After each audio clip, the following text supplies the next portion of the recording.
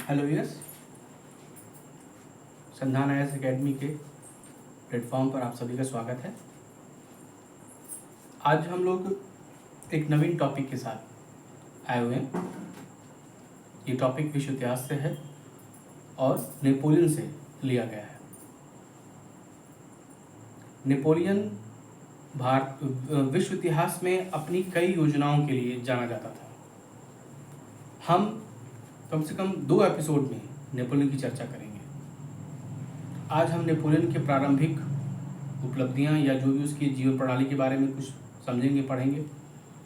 इसके बाद नेपोलियन की महाद्वीपीय व्यवस्था, जो हमेशा यूपीएससी से लेकर यूपी पीसीएस कमीशन में कई बार आया हुआ है, संभवतः ये क्वेश्चन जीएस में भी आए कि नेपोलियन की महाद्वीपीय व्यवस्था क्या थी, नेपोलियन का यूरोप पर क्या प्रभाव पड़ा, यूरोप का जो उसे द्वितीय जस्टिनियन कहा जाता था क्यों, इन सब टॉपिक्स पे हम चर्चा करेंगे। 3 एपिसोड कम से कम हम लोग लेंगे और इस पर चर्चा करेंगे। नेपोलियन का जन्म भी 15 अगस्त को 1769 में कोर्सिका द्वीप के एक आयोचीय नगर में हुआ था। 15 अगस्त से तो आपको समझ में आ ही गया होगा कि 15 अगस्त भारत देश की आज़ादी का दिन भी है, तो ये आपको भूलेगा नहीं कि 15 अगस्त के दिन भी नेपोलियन का जन्म हुआ था। नेपोलियन का जो पिता था उसका नाम कार्लो बोनापार्ट था। नेपोलियन चूंकि शुरुआत में अत्यधिक महत्वाकांक्षी प्रवृत्ति का व्यक्ति रहा, 17 साल की उम्र में ही उसे तोपखाने का सहायक लेफ्टिनेंट बना दिया गया था। यहाँ पर उसने बोसे की पुस्तक को पढ़कर विश्व विजय का सपना देखा था। आपको बता दें कि रूसो ने एक बार कोर्सिका द्वीप के विषय में कहा था कि यह द्वीप एक दिन सब कुछ चमत्कारित कर देगा, अर्थात चमत्कार से भर देगा। अंत में रूसो की ये जो भविष्यवाणी थी वो सच साबित हुई, क्योंकि इसी में ही नेपोलियन का जन्म हुआ। 24 वर्ष की उम्र में नेपोलियन को ब्रिगेडियर जनरल बना दिया गया और उसे जो प्रारंभिक सैनिक जो अभियान दिए गए उसमें तूलों का अभियान बहुत महत्वपूर्ण था, जिसमें उसने 3 माह में ब्रिटिश सेना को खदेड़ दिया था। इसके साथ ही नेपोलियन अपने महत्वाकांक्षा को आगे लेकर चलता है और उसी बीच में उसे एक मौका मिलता है जब डायरेक्टरी को भीड़ तंत्र से बचाता है। डायरेक्टरी को भीड़ तंत्र से बचाने के बाद कहीं ना कहीं डायरेक्टरी ने उसके इस रूप को और उसकी प्रतिभा को पहचानना शुरू कर दिया और उसे पहला जो अभियान दिया गया वो 1796 में दिया गया। यह इटली का अभियान था और इटली के अभियान को एक वाक्यांश से यदि मैं आपको बताऊं तो ज़्यादा अच्छा रहेगा। इटली के अभियान, नेपोलियन के इटली के अभियान के संदर्भ में कहा जाता है कि वह आया, उसने देखा और उसने जीत लिया। आपको बता दें, इटली का जो एकीकरण हुआ उसमें नेपोलियन की अप्रत्यक्ष रूप से बहुत महत्वपूर्ण भूमिका थी, क्योंकि इटली को, इटालियन क्षेत्रों को अगर आपने कहूँ कि अगर सूत्रबद्ध करने का प्रारंभिक काम अगर किसी ने किया तो वो नेपोलियन ने किया। उसने इटली से बहुमूल्य जो कलाकृतियां हैं वो वहाँ से उठा कर ले गया, जिसमें the Christ, the 9 Muses, the Laocoon, ये सब कलाकृतियां थी जो वो अपने साथ ले गया था, जिससे वहाँ की लोगों की राष्ट्रवादी भावनाएं आहत हुई और कल को यही भावनाएं जो कि हैं इटली के एकीकरण का मार्ग प्रशस्त करती है। अब इटली का शाब्दिक अर्थ मैं आपको इसी वीडियो में बता दे रहा हूं। इटली का शाब्दिक अर्थ है तुम जीवित हो। इटली का शाब्दिक अर्थ होता है तुम जीवित हो। और मेजीनी ने सबसे पहले इटली शब्द का प्रयोग किया था। फिलहाल नेपोलियन को जब इटालियन का अभियान दिया था तो उसने बखूबी एक स्टेटमेंट दिया अपने सैनिकों को, उसने वो किया और कहा कि चलो मैं तुमको दुनिया के सबसे उपजाऊ प्रदेश में ले चलता हूँ। ये कह के उसने ये अभियान शुरू किया। ऑस्ट्रिया के साथ जब उसने अपने अभियान किया तो उसके पराक्रम को देखकर उसे द लिटिल कॉर्पोरल भी कहा जाने लगा। एक क्षण आया अकोला के युद्ध में जब नेपोलियन मरते मरते बचा। ये उसकी प्रारंभिक वारदात है। साथ ही साथ आपको बताएं कि नेपोलियन मिस्र के अभियान में गया हुआ था और मिस्र के अभियान में उसने पिरामिड के युद्ध में उसने इंग्लैंड से लोहा लिया। लेकिन आपको एक चीज उस अभियान के पहले की मैं एक बात आपको बताना चाहूंगा कि नेपोलियन की इस महत्वाकांक्षा किसी से छुपी नहीं थी और डैक्ट्री के जो शासक थे, वो डैक्ट्री के जो लोग पर्सन थे, वो नेपोलियन की इस महत्वाकांक्षा को पहले ही भाप चुके थे। वो जान गए थे कि अगर इसको हम फ्रांस में अगर ये रहेगा तो कहीं ना कहीं शासन सत्ता के लिए नुकसान पहुंचाएगा। नेपोलियन भी इस बात को समझ रहा था। उसने एक अपने से 6 वर्ष की बड़ी एक महिला से विवाह किया था जिसका नाम था जोसेफाइन डिओहानी, और ये जो थी ये 12 की फ्रेंड थी जो उस भ्रष्ट डैक्ट्री का एक मेंबर हुआ करता था। नेपोलियन ने बहुत लंबी चाल चली थी इसके साथ विवाह करके। फिलहाल इसको अभियान में भेजा गया जहाँ पर पिरामिड की लड़ाई हुई, विश्व के अभियान में जहाँ पर यह पिरामिड की लड़ाई हुई। लेकिन तभी कुछ घटना ऐसी घटी कि उसे ये अभियान बीच में छोड़कर आना पड़ा। उसने क्लीवर को कमान दे दी और फिर वो उस अभियान को छोड़कर चला गया। यहाँ पर जब वो आता है फ्रांस में तो वो एक बात कहता है कि मैं सही समय पे आया हूँ, नाशपाती अब पक चुकी है। ये स्टेटमेंट आईएएस में आ सकता है या किसी भी कमीशन के मेंस में एग्जामिनेशन में पूछ सकता है कि नाशपाती अब पक चुकी है, इसकी व्याख्या करिए। नाशपाती अब पक चुकी है, इसकी व्याख्या करिए। तो इसमें आपको लिखना है कि चूंकि नेपोलियन डायरेक्टरी के भ्रष्ट शासन से अच्छी प्रकार अवगत हो गया था और फ्रांस की जनता भी डायरेक्टरी के शासन से ऊब चुकी थी, वो एक नए मसीहा की तलाश कर रही थी और वो मसीहा कोई और नहीं बल्कि वो नेपोलियन के रूप में फ्रांस की जनता देख रही थी। और नेपोलियन भी इस बात का इंतजार कर रहा था कि जनता को और पकड़ने दो, जनता को डायरेक्टरी के शासन से और उबरने दो। और जैसा उसने सोचा था सेम कंडीशन ऐसी हुई जब फ्रांस की जनता उस डायरेक्टरी के शासन से, भ्रष्ट शासन से अत्यंत ऊब गई थी। और जब नेपोलियन फ्रांस पहुंचता है तो वहां की जनता उसका स्वागत करती है। ये स्टेटमेंट तभी उसने कहा कि नाशपाती अब पक चुकी है, मैं सही समय पे आया हूं। तो ये जो स्टेटमेंट है ये बताता है कि अब फ्रांस की राजगद्दी या फ्रांस का सिंहासन नेपोलियन के लिए उपयुक्त समय आ गया था कि अब वो उसको ग्रहण करे। साथ ही साथ नेपोलियन 1799 से लेकर 1804 तक वो कॉन्सुल के शासन के रूप में करता है और प्रथम कॉन्सुल का पद धारण करता है। यहीं पर सेंट क्लाउड के चर्च में वो अपना भाषण देता है, लेकिन यहाँ पर एक अजीब घटना घटती है कि सेंट क्लाउड के चर्च में वो गश खा के गिर जाता है। नेपोलियन का भाई लूसिया उसको यहाँ तक पहुँचाने में बहुत महत्वपूर्ण भूमिका निभाता है। नेपोलियन प्रथम कॉन्सुल बनकर सारी शक्ति को धीरे धीरे अपने अंदर समाहित कर लेता है और क्रांति काल का चौथा संविधान बनाता है। और जब उस संविधान के विषय में लोगों ने पूछा कि आखिर इस संविधान में क्या है, तो लोगों ने कहा नेपोलियन, नेपोलियन और सिर्फ नेपोलियन। अर्थात उसने सारी शक्ति अपने अंदर समाहित कर ली थी। नेपोलियन ने सुधार भी किए, वो हम लोग अलग से करेंगे कि उसने कौन कौन से सुधार किए, लेकिन अभी फिलहाल हम नेपोलियन के विजयों की तरफ चल रहे हैं। और यहाँ पर 2 लड़ाई, एक तो ऑस्ट्रेलिस की लड़ाई और दूसरी ट्रेफेगलर की लड़ाई। इन ये दो लड़ाइयाँ नेपोलियन के जीवन की महत्वपूर्ण स्थिति में ये रही, क्योंकि ऑस्ट्रेलिस की जब पराजय हुई तो इंग्लैंड के प्रधानमंत्री पिट ने कहा कि यूरोप का नक्शा पलट दो, और उसके कुछ देर बाद इंग्लैंड के प्रधानमंत्री पिट की मृत्यु हो जाती है।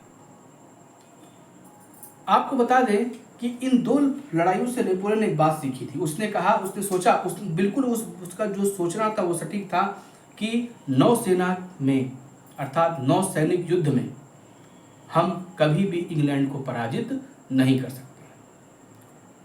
भविष्य में यही बात बिस्मार्क ने भी कही। उसने कहा, इंग्लैंड समुद्र का चूहा है और हम जमीन के चूहे हैं।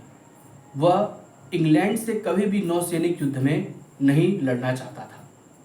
वो कभी भी समुद्र के मार्ग या समुद्री युद्ध में वो इंग्लैंड से भिड़ना नहीं चाहता था। लेकिन यही काम बाद में विलियम कैसर ने कर दिया, और विलियम कैसर की ये जो गलती थी ये उसको बहुत भारी पड़ी जब उसने इंग्लैंड को समुद्र के मार्ग पर या समुद्र के युद्ध में चुनौती प्रस्तुत कर दी और इंग्लैंड के कान खड़े हो गए, तो जर्मनी के लिए कल को विनाशकारी सिद्ध हुआ।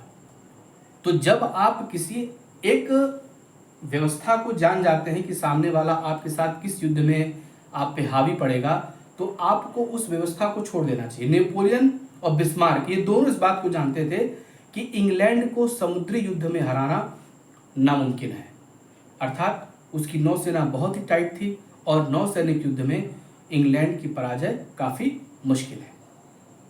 ये दोनों बात समझते थे, नेपोलियन भी जानता था और आगे चल के बिस्मार्क भी इस बात को जानता था। लेकिन विलियम कैसर चूंकि मंदबुद्धि और अहंकारी व्यक्ति था, उसने इस तथ्य को जानते हुए भी नज़रअंदाज कर दिया और इंग्लैंड के साथ सीधे समुद्री युद्ध में शत्रुता मोल ले ली। यहाँ पर हम सबसे महत्वपूर्ण चीज़ की बात करेंगे, वो है नेपोलियन की महाद्वीपीय व्यवस्था। आखिर में नेपोलियन की ये जो महाद्वीपीय व्यवस्था है ये क्या थी, इसके विषय में हम थोड़ी सी चर्चा आपसे करेंगे कि आखिर में ये महाद्वीपीय व्यवस्था है क्या। इसका कारण आपको बताना जरूरी है। आपको पता होगा कि ऑस्ट्रेलिस और ट्रफलगर ये दो लड़ाइयाँ ऐसी थीं जिन लड़ाइयों में नेपोलियन ये जान चुका था कि यदि वो समुद्र युद्ध में इंग्लैंड से लड़ेगा तो उसकी हार निश्चित है। तो सारे के सारे राष्ट्रों ने अपने घुटने टेक रखे थे सिवाय इंग्लैंड के, और इंग्लैंड को घुटनों पे लाना नेपोलियन का मिशन था। तो कैसे हो सकता है, तो उसने आर्थिक युद्ध की स्थिति लड़ी। वो आर्थिक युद्ध में इंग्लैंड को अपने घुटनों पे लाना चाहता था। आर्थिक युद्ध कैसे, वो इंग्लैंड का फलता फूलता व्यापार वाणिज्य ही नष्ट कर देना चाहता था। दूसरी बात, वो चाहता था कि अगर इंग्लैंड के व्यापार की यदि मैं नाकेबंदी कर दूं, यूरोप से उसके व्यापार को पूर्णतः काट दूं और साथ ही साथ वैश्विक स्तर पर भी मैं ये काम करूं, तो कहीं ना कहीं इंग्लैंड भूखों मरने लगेगा, इंग्लैंड का फलता फूलता व्यापार वाणिज्य नष्ट हो जाएगा और वो उसके घुटने पर आकर गिरेगा। दूसरा था, वो व्यापार की धुरी को फ्रांस पे लाना चाहता था। वो चाहता था कि जो वहाँ का व्यापार वाणिज्य है, फ्रांस का व्यापार वाणिज्य, उसका प्रसार हो, जैसा कि सीले कहता है। सीले कहता है कि नेपोलियन का उद्देश्य था कि वो फ्रांस में व्यापार वाणिज्य की धुरी को लाना चाहता था और यूरोप को इंग्लैंड के मनमाने व्यापारिक और वाणिज्य के जो अत्याचार से उसे मुक्त कराना चाहता था, ऐसा कि सीले कहता है। साथ ही साथ नेपोलियन का एक भी उद्देश्य था कि वो इंग्लैंड से कीमती बुलियन भी प्राप्त करना चाहता था। तो अपने इन तमाम उद्देश्यों को पूरा करने के लिए 1806 में उसने यह काम किया। उसने बर्लिन आज्ञप्ति पारित की, जिसका मुख्य उद्देश्य था कि किसी भी कीमत पर इंग्लैंड का कोई भी जहाज या उसका कोई भी व्यापार वाणिज्य यूरोप के बंदरगाहों से नहीं होगा, और यदि ऐसा होगा तो उस जहाज को जब्त कर लिया जाएगा। ये जब आदेश पारित हुआ नेपोलियन के द्वारा, तो इसके अगेंस्ट में 1807 में इंग्लैंड ने ऑर्डर इन काउंसिल पास किया। ऑर्डर इन काउंसिल का मेन उद्देश्य ये था कि इस मिलान 1806 की जो आज्ञप्ति जो नेपोलियन ने जारी की है उसका प्रतिरोध करना।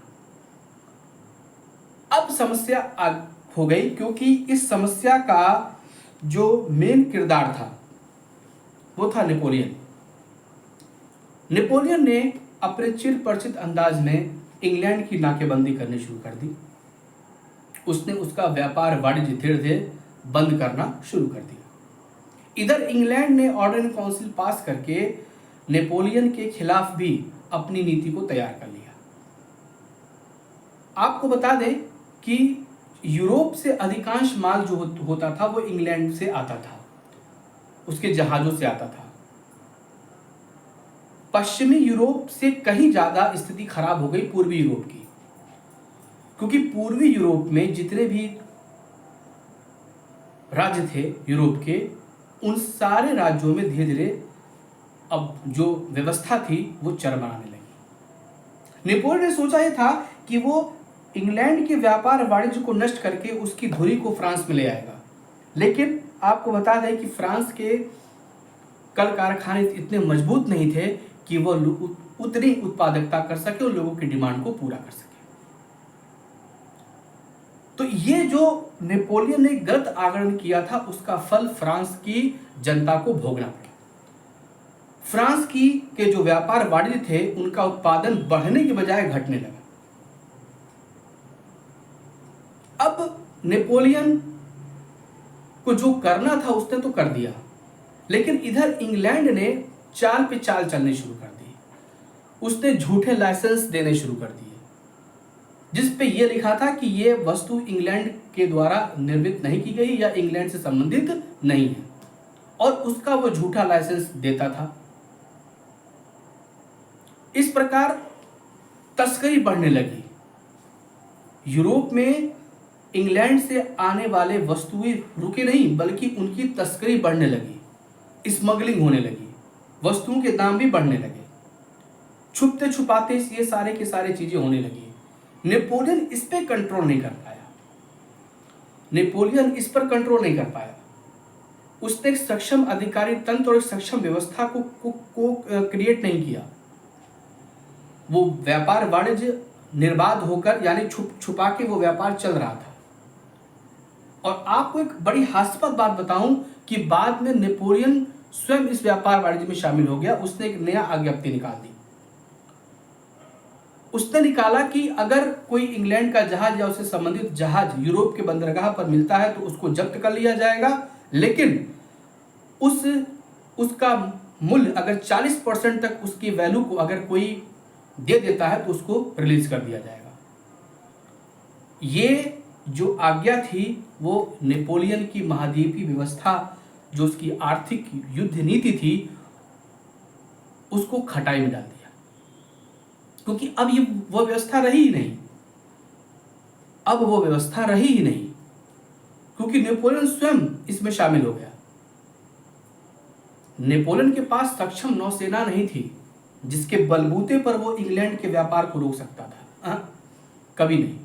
नेपोलियन के पास सक्षम नौसेना नहीं थी और न ही सक्षम अधिकारी तंत्र था कि जिसके बदौलत वह इस व्यापार वाणिज्य को रोक सकता था। उल्टे लैटिन अमेरिका से इंग्लैंड का सूती वस्त्र का जो व्यापार होता था वो दुगना हो गया, उसको लाभ होना शुरू हो गया। अब महाद्वीपीय व्यवस्था को लागू करने के क्रम में नेपोलियन अनावश्यक युद्धों में उलझता चला गया। और इसकी शुरुआत होती है पुर्तगाल और स्पेन से, क्योंकि इंग्लैंड का जो व्यापार वाणिज्य था या वो पुर्तगाल के बंदरगाह पर आता था और उसके बाद से वो हर जगह वितरित होता था। नेपोलियन ने पुर्तगाल से कहा कि पुर्तगाल स्पेन में सबसे पहले उसने अपनी व्यवस्था को कहा कि आप वहाँ के व्यापार को यहाँ पर वहाँ की वस्तुओं को यहाँ पर नहीं लाएंगे। और इसी क्रम में उसने स्पेन के साथ एक अनावश्यक युद्ध मोल ले लिया। और इस अनावश्यक युद्ध में जो उसको हानि हुई, उस हानि ने नेपोलियन को काफ़ी नुकसान पहुंचाया। इसमें नेपोलियन कहता है कि स्पेन के लगे सैनिक घावों ने मुझे अपार क्षति पहुंचाई। ये वही व्यवस्था थी जैसे दक्षिण भारत में औरंगजेब, जिस तरीके से दक्षिण भारत औरंगजेब के लिए कब्रगाह साबित हो गया, वैसे ही स्पेन का घाव, स्पेन का नासूर नेपोलियन के लिए मरणासन सिद्ध, एक कहते हैं ना मरने वाली व्यवस्था, उसको गर्त में डालने वाली व्यवस्था साबित हुई। पोप के साथ उसने अपने संबंधों को पहले खराब कर रखा था। जब वो नोत्रडेमस के चर्च में जब पोप पायस सप्तम जब उसको मुकुट पहना रहा था, तो नेपोलियन ने उसके मुकुट को उसके हाथ से छीन के स्वयं पहना और उसने कहा कि मैंने फ्रांस के मुकुट को धूल में गिरा हुआ पाया, उसे तलवार की नोक से उठाया और आज मैं इसे पहनाने का श्रेय किसी दूसरे को क्यों दूं। ये बात पोप पायस को लग गई और उसने इस व्यवस्था में नेपोलियन का साथ नहीं दिया। अब नेपोलियन चूंकि स्पेन से तो लड़ चुका था, उसकी सैनिक घावों ने उसको काफी नुकसान पहुंचाया। और दूसरी स्थिति आती है रशिया। अलेक्जेंडर जार से भी वो अनावश्यक रूप से युद्ध कर बैठता है, क्योंकि 1810 में रशियन जार ने इस महाद्वीपीय व्यवस्था को मानने से मना कर दिया। हालात फिर वही बिगड़े और नेपोलियन को फिर रशिया के साथ एक अनावश्यक युद्ध करना पड़ गया, जिसने उसकी 5 लाख की सेना को नष्ट भ्रष्ट कर दिया। ये सबसे बड़ी बात थी और अंत में इसी महाद्वीपीय व्यवस्था को लागू करने के क्रम में वो गर्त में गिरा और अंत में उसका पतन हो गया। तो ये एक महाद्वीपीय व्यवस्था जो मैंने आपको बताई। कल हम लोग नेपोलियन की व्यवस्था का यूरोप पर क्या प्रभाव पड़ा, इस पर चर्चा करेंगे। आप लोगों से फिर से एक निवेदन है कि मेरे चैनल को आप सब्सक्राइब करिए, शेयर करिए अधिक से अधिक। ये चैनल यूपीएससी के लिए, यूपीपीसीएस के लिए और स्टेट कमीशन के जीएस हिस्ट्री मेंस, साथ ही साथ यूपीएससी ऑप्शन के लिए रखा गया है। सामान्य अध्ययन के विषय आपको डे बाय डे यहाँ पर अपग्रेड किए जाएंगे, पढ़ाए जाएंगे। और दूसरी सूचना ये है कि आप अपनी कॉपी हमें भेज सकते हैं। संधान आईएएस एकेडमी आपकी कॉपी को निःशुल्क मूल्यांकन करेगा और आपका मूल्यांकन करके हम आपको बताएंगे कि आप कहाँ पर गलती कर रहे हैं, कहाँ पर आपको अच्छा करना है। ये व्यवस्था संधान आईएएस एकेडमी की ओर से निःशुल्क है। साथ ही साथ आपको बताएं कि यूजीसी नेट जीआरएफ वर्ष 2025 के लिए आगामी जीआईसी एलटी ग्रेड इतिहास विषय, इन दोनों के बैचेस हम दिवाली के बाद से इसको शुरू करेंगे।